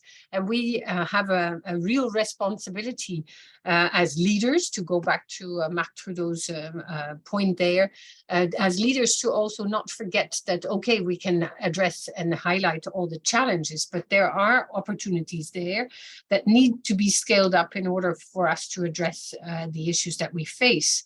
Another point, Charles, that I found really interesting that you introduced just now is that those who got us where we are will probably not be those who will get us out of there. But maybe at the same time there as well, we should have some hope and say, if they're trained, retrained, and there's capacity building for them in a new way, maybe they are the ones that can see where they got us, where we got them, and maybe the change agents still, because we have to do it all together. So let's also there look at this hopeful approach to things. Daiva, would you like to react to the word cloud? I think that everybody said already everything. So I really think that the cloud reflects what we talked about, and the main word diversity is also somehow looks challenging, because it also invites to dig a little bit deeper what we mean by diversity. Also, it is another topic for discussion. Yeah, very important. I see. Maybe Isabel, you would like to react to the word cloud. Well, thank you, Ilijan. Thanks for all these interesting contributions. I think that we can also later share part of this discussion then, and the resources that have been shared. I don't have anything to add right now, so I just stopped screen sharing. I just wanted to give our speakers and participants a possibility for a last bringing together of ideas at our last round of very short reactions, maybe. Okay, I think that we have touched on the real opportunities, just from my end, to also summarize a bit things that we can bring to the discussion for a next round later. That transdisciplinarity is something that is definitely applauded by the audience, by the speakers, and the reasons why it is so important have been spelled out very eloquently. So I would like to thank you for your great contributions, and we will also share the slides to accompany the recording of the session. So if you can share these with Isabel Thoman, that will be good for people to have an opportunity to look at those again, and maybe to engage with you. So when you share the slides, if you want to put your contact details there, feel free to do so, but that's your own choice, of course. But it's really good to have heard about these different opportunities that are there, and what also the challenge is to really maximize on these opportunities that are available, and what prevents them. So we understand that also at the level of a global association of universities like the IAU, we have more work to do to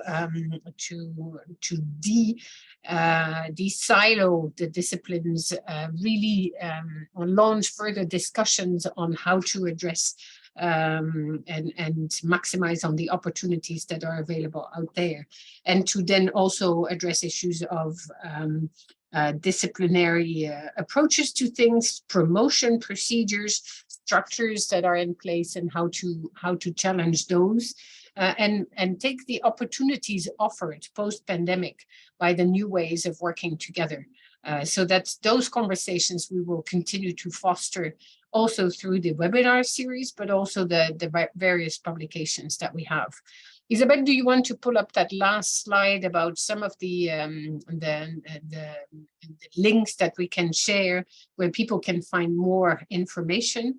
And also in particular, the opportunity for everyone to look at the IAU HESD portal, where we will be very pleased to list many more opportunities for engagement. And that's the second bullet point here, the specialized portal for SD-related actions on all of the SDGs and SD at large, where you can contact the Isabel Thoman, submit proposals for inclusion of new activities, and it's rigorously global. So hopefully you will find information there that can inspire further transformation in your universities. It says IAU everywhere, but IAU means for us that it belongs to everyone. So please have a look at those tools and opportunities for engagement. You're free to use them, and we will be very pleased if the voices heard there travel very far. So we will be brought back to the main room. I would like to really thank all the speakers for their great insights. I would like to thank all the participants for their comments in the chat and for the questions raised. And these will inspire further conversations for sure. So thank you very much for your time. And we look forward to seeing what will come out of all the different sessions in the main room in a second. Thank you.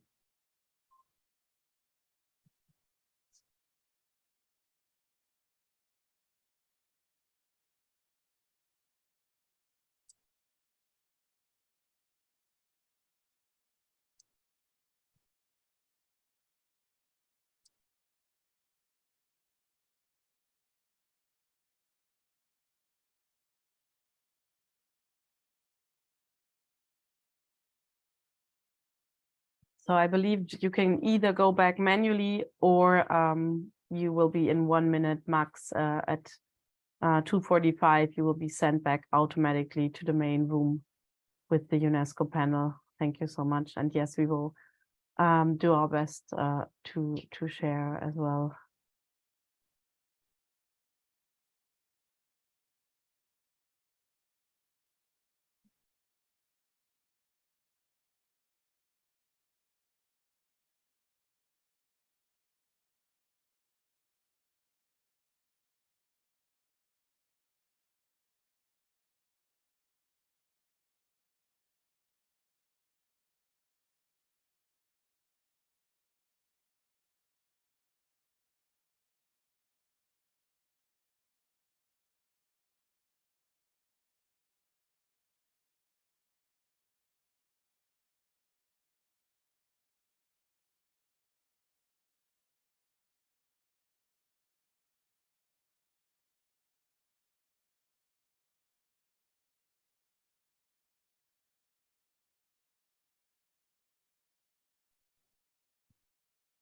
Isabel, apparently other sessions are still finishing. That's why Mark is taking a little bit of time.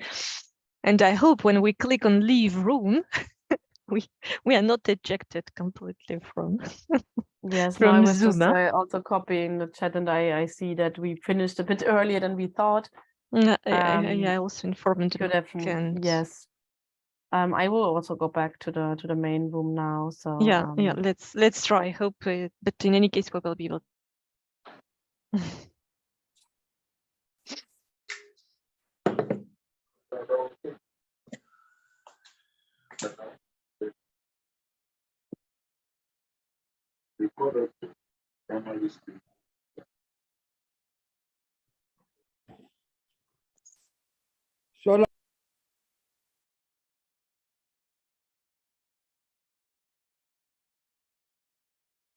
Welcome back, everyone.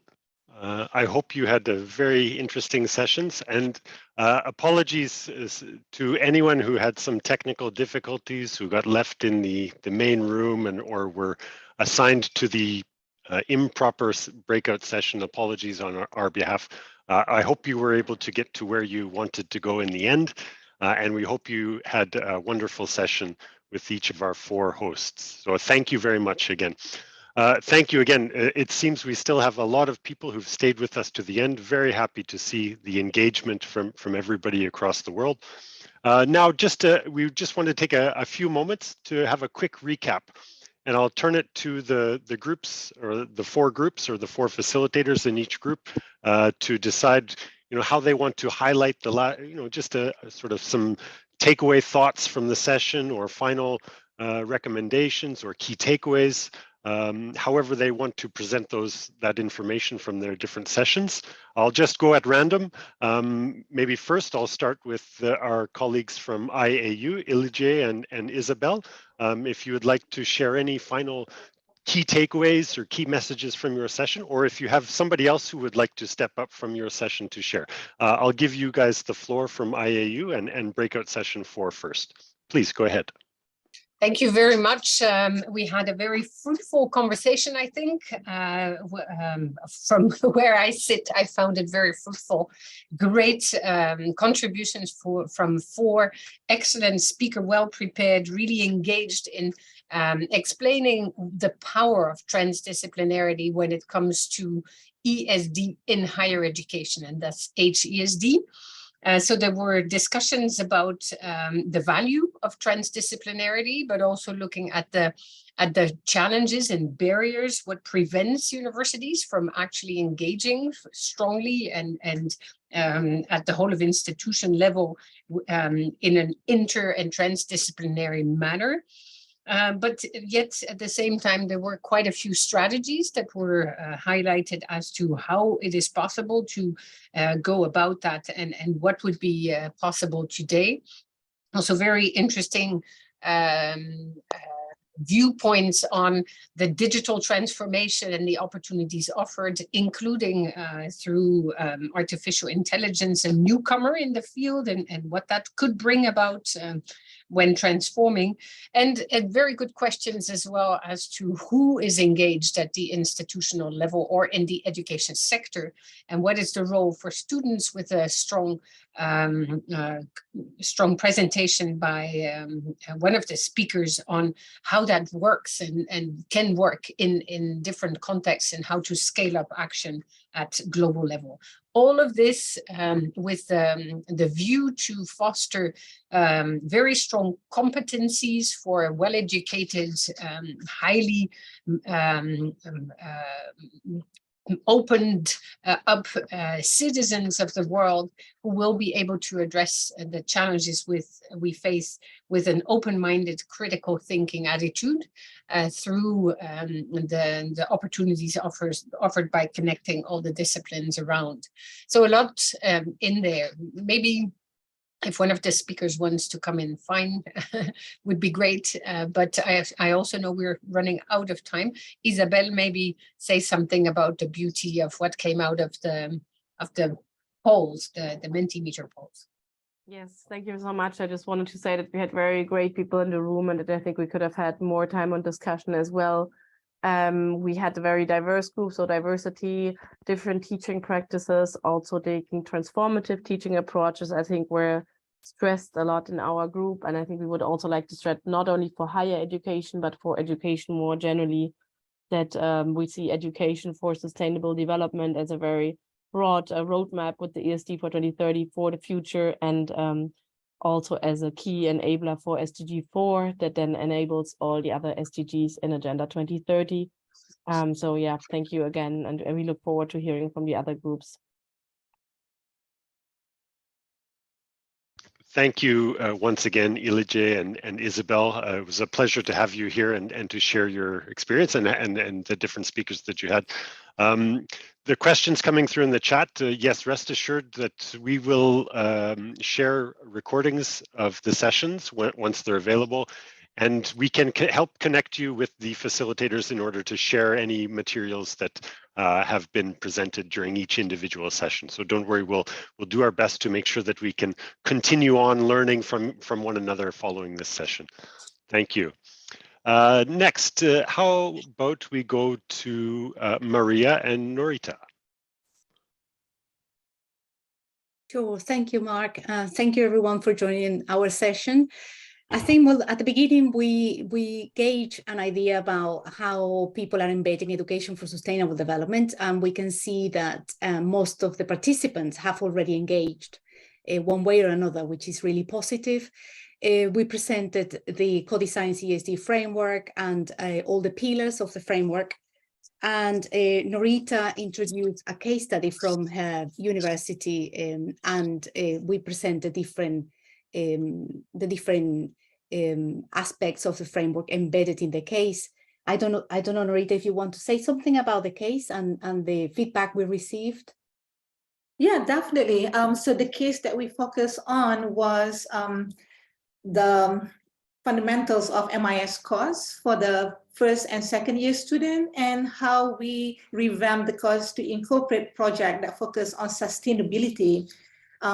And we work very closely with a local nonprofit organization called the Citizen Foundation that is based in Pakistan. So they open school and build school for the underprivileged. So when I was going around and talked to the participants when we were having a small group discussion today, it's really, really interesting to hear from some of them who were saying that this is kind of a no-brainer for them, because they're coming from a very specific part of the world where poverty is just part of life.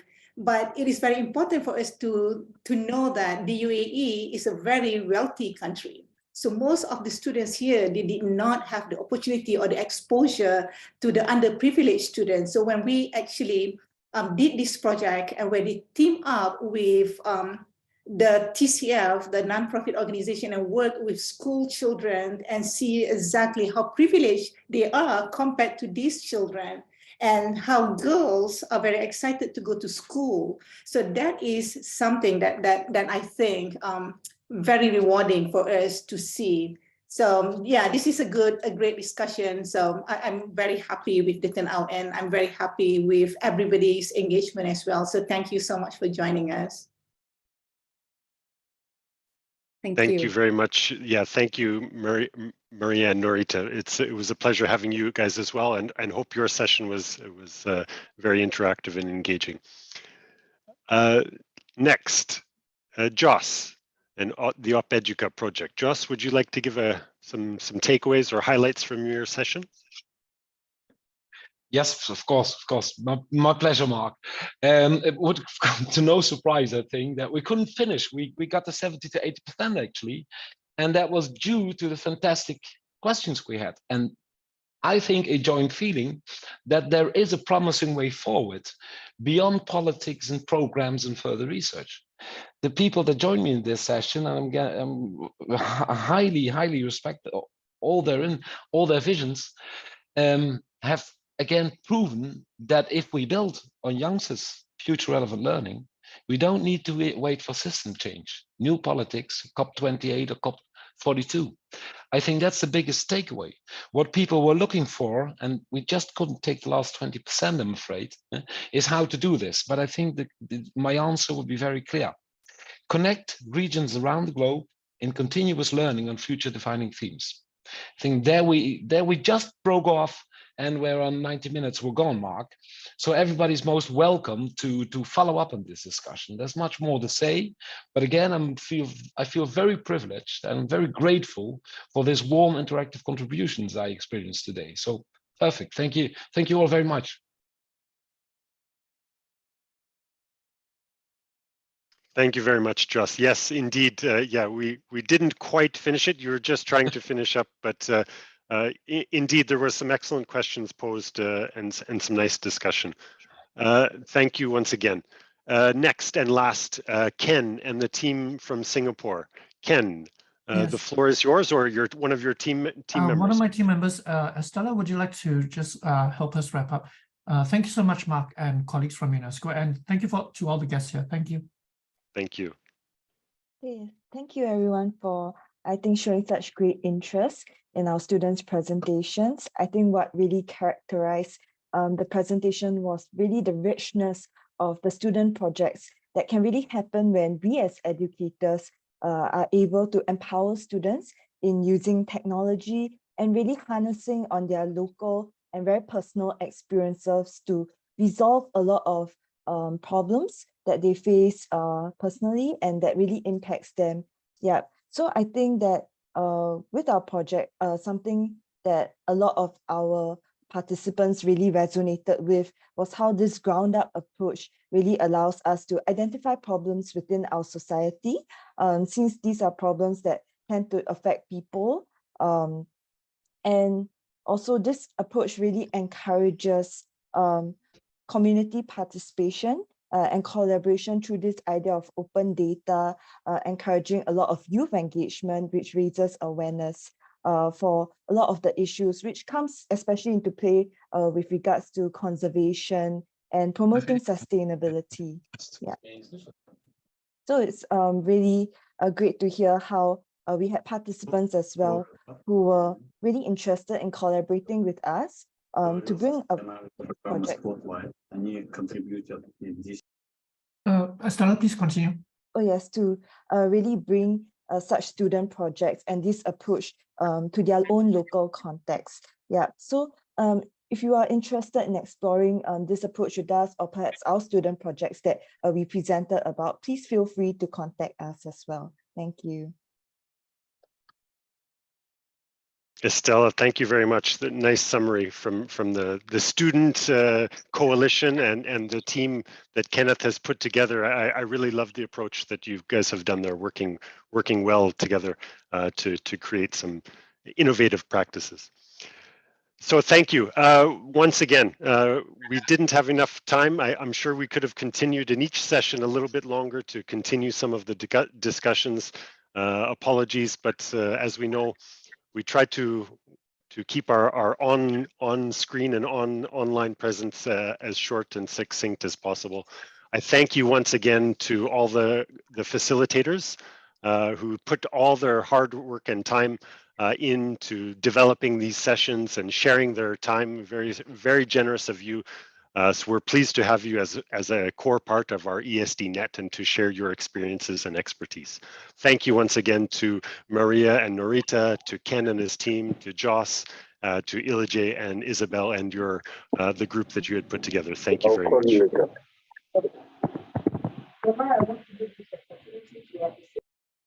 Sorry, we're just trying to mute somebody there before as I finish up.